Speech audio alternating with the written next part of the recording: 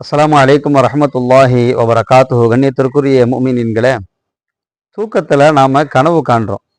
பொதுவாக கனவு ரெண்டு வகை. ஒன்று நல்ல கனவு, இன்னொன்று கெட்ட கனவு. இந்த கனவை குறித்து ஸல்லல்லாஹு அலைஹி வஸல்லம் அவங்க சொன்னாங்க, நல்ல கனவு இருக்கு, அது அல்லாஹ்விடத்திலிருந்து வரக்கூடியது.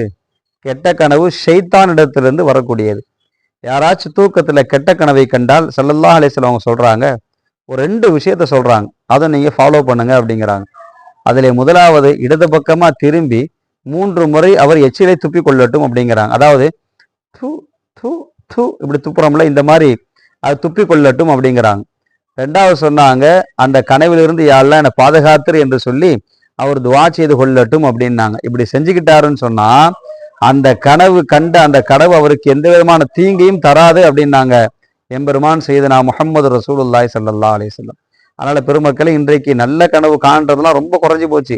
யாரை கேட்டாலும் திடுக்கமான கனவு, பயங்கரமான கனவு, பயமான கனவு என்று சொல்லி கெட்ட கனவுகளை காணக்கூடிய மக்கள் அதிகமானார்கள்.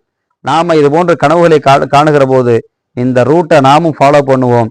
அந்த கெட்ட கனவிலிருந்து நம்மை நாம் பாதுகாத்துக் கொள்வோம். அல்லாஹ் கிருபை செய்வானாக.